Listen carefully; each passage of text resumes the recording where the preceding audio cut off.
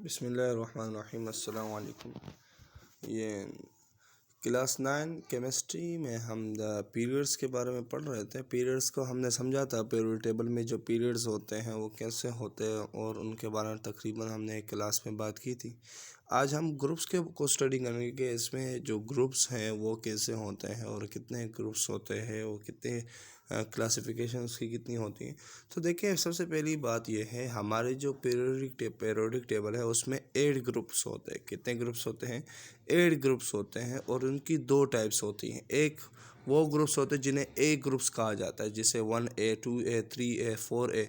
इसी तरह दूसरे वो ग्रुप होते हैं जिसे बी ग्रुप कहा जाता है, जैसे 1B 2B 3B 4B। ये दोनों ग्रुप्स दो किस्म के ग्रुप्स हमारे पीरियोडिक टेबल में पाए जाते हैं। अगर हम बात करें ए ग्रुप्स की, तो जो ए ग्रुप है तो इसे हम कहते हैं रिप्रेजेंटेटिव एलिमेंट। ठीक है, तो रिप्रेजेंटेटिव एलिमेंट्स का जब भी नाम आएगा तो ये हम समझ जाएंगे कि ये जो बात कर रहा है ये ए ग्रुप से रिलेटेड बात कर रहा है। और अगर ट्रांजिशन एलिमेंट की बात की जाए तो वो उसका ताल्लुक बी ग्रुप से होता है। तो हमें बात ये समझ आई कि जो बी ग्रुप्स होते हैं उनमें ट्रांजिशन एलिमेंट्स पाए जाते हैं और ए ग्रुप में रिप्रेजेंटेटिव एलिमेंट्स पाए जाते हैं। अब थोड़ी बात करते हैं इन ग्रुप्स के बारे में। थोड़ा सा शायद इसको हम पूरा इस वीडियो में ना कर पाए, लेकिन कोशिश करेंगे। देखिए, ग्रुप 1A को अल्कली मेटल्स कहा जाता है और या लिथियम फैमिली भी। दरअसल अल्कली मेटल्स इनका ये मशहूर जो ज़्यादातर कॉमन जो नाम है इसका वो अल्कली मेटल्स है, लेकिन लिथियम फैमिली इसलिए कहा जाता है क्योंकि लिथियम से शुरू होते हैं।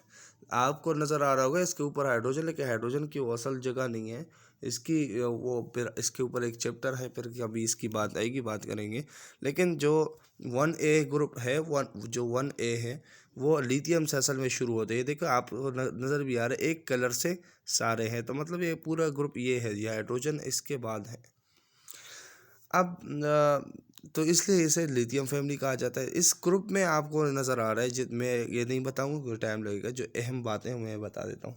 देखो, सबसे पहली बात ये है, इस ग्रुप की ख़ास बात यह है, इसमें जितने भी एलिमेंट्स हैं, जितने भी नंबर ऑफ़ एलिमेंट्स हैं, उनके अंदर जो नंबर ऑफ़ इलेक्ट्रॉन है वो जो इनका जो लास्ट शेल है, जितने भी एलिमेंट्स हैं उनके जो सबके जो आउटर मोस्ट शेल है उसमें एक एक इलेक्ट्रॉन पाया जाता है।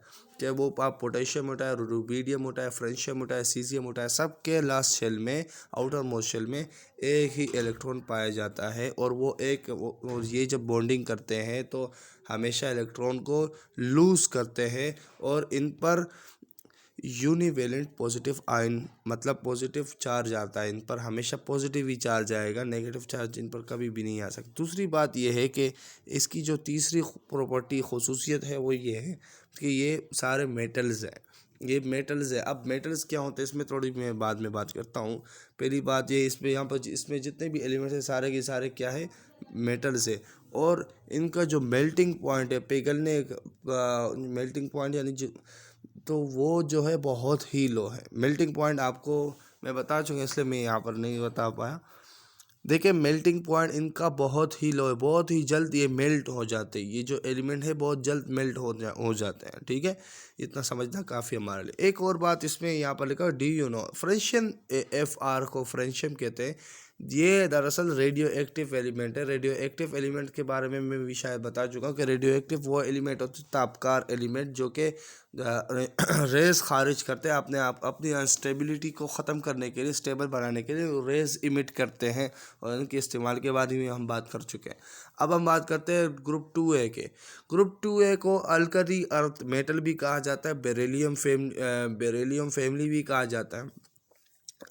इसका जो पहला पॉइंट है उसको मैं डिस्कस नहीं करूंगा क्योंकि इसमें टाइम लगेगा। मैं सिर्फ इतना बता सकता हूं कि इस ग्रुप में बेरिलियम से रेडियम तक जो एलिमेंट्स से पाए जाते हैं, इसमें सारे एलिमेंट्स आप खुद देख लेना, पढ़ लेना।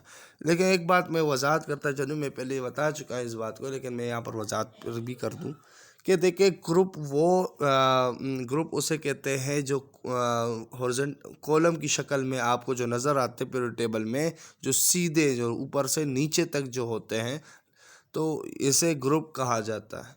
तो इस तरह 8 वो मैं बात कर चुका हूँ। देखिए 2A ग्रुप में पहली जो इसकी प्रॉपर्टी है वो ये है कि इस पे जितने भी एलिमेंट्स होते हैं इसके लास्ट शेल में 2 इलेक्ट्रॉन, इनकी जो वैलेंसी होती है वो 2 होती है। इसके आउटर मोस्ट शेल में 2 इलेक्ट्रॉन होते हैं, ये दो ही इलेक्ट्रॉन लूज़ करते हैं और इसे डाईवेलेंट पॉजिटिव आयंस फिर इन पर आता है। आसान से मिसाल ये भी इलेक्ट्रॉन लूज़ करते हैं और इन पर पॉजिटिव चार्ज आता है।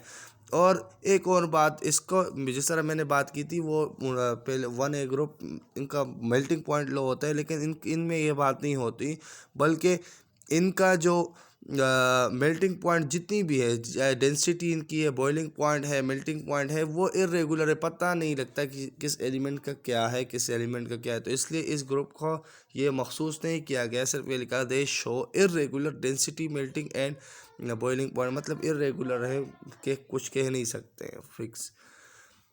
अब इसमें एक बात और है रेडियम की।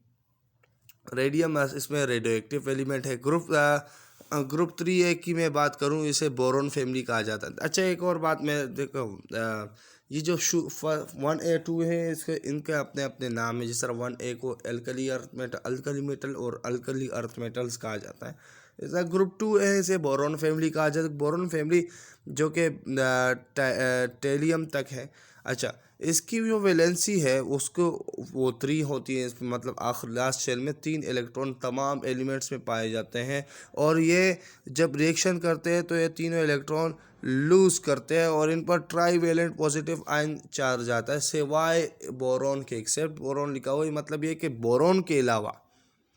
अब बोरोन के अलावा क्यों? क्योंकि बोरोन दरअसल मेटलॉइड है। मेटलॉइड 2-3A ग्रुप में मेटलॉइड एलिमेंट है, ठीक है। और क्योंकि अब इसकी मैं थोड़ा सा बता देता हूँ कि मेटल और नॉन मेटल दरअसल क्या है, या एक कार्बन फैमिली 4A पर मैं आके फिर बात करता हूँ इस पर। देखिए ग्रुप 4A कार्बन फैमिली से रिलेटेड है। इसे कार्बन 4A को कार्बन फैमिली कहा जाता है क्योंकि कार्बन से शुरू होते हैं। इनकी वैलेंसी आखिर इनके लास्ट शेल में 4 इलेक्ट्रॉन होते हैं और इसमें जो कार्बन, सिलिकॉन और गैलियम है वो कोवेलेंट बॉन्ड बनाते हैं। और इसके अलावा जो SN, PB, प्रोवीडियम, सही, ये इनका पता नहीं लगता है। इसकी वैलेंसी 2 भी हो सकती, 4 भी हो सकती। अच्छा carbon is non metal. Carbon is non metal. Silicon, germanium are metalloid and अच्छा tin and lead are metals. ये जो कह रहा है वो कार्बन इसमें नॉन मेटल है और सिलिकॉन, जर्मेनियम इसमें मेटलॉइड है और टिन और लेड इसमें मेटल्स है। देखिए मेटल्स और नॉन मेटल्स पर पहली बात हम कर लेते हैं। मेटल्स दरअसल उसे कहते हैं जो कि जो एलिमेंट जो शाइनिंग हो, चमक रहा हो और उससे करंट पास हो रहा है। ये 2 बातें आपने याद रखनी है सिर्फ, तो उसे हम कहते हैं मेटल। और जो एलिमेंट शाइनिंग ना कर रहा हो, मतलब चमक नहीं रहा हो, और उसको यानी हम इस तरह कहें कि उससे करंट पास नहीं हो रहा है। मैं इसकी 2 मिसाल इस तरह, जिस तरह लोहा है तो ये मेटल है और लकड़ी है वो मेटल, क्योंकि लकड़ी चमकती नहीं और ना करंट पास करती है, और लोहा चमकता भी है और करंट भी इससे पास होता है। तो ये आसानी से समझ आ गया होगा मुझे लगता है। इसी तरह मेटलॉइड की बात करते हैं कि मेटलॉइड मुख्तलिफ, ये दोनों का मजमूआ है, मतलब शायद ये उसमें दोनों की प्रॉपर्टीज़ होती है, मेटल की भी होती है, नॉन मेटल की भी होती है। मिसाल के तौर पर अगर एलिमेंट होगा, मिसाल एक एलिमेंट होगा जो चमक तो रहा होगा लेकिन उससे करंट पास नहीं हो रहा होगा, या दूसरा एलिमेंट होगा जो चमक नहीं रहा लेकिन उससे करंट पास हो रहा हो, तो उसे हम मेटलॉइड कहते हैं। सिंपल सी बात है। हम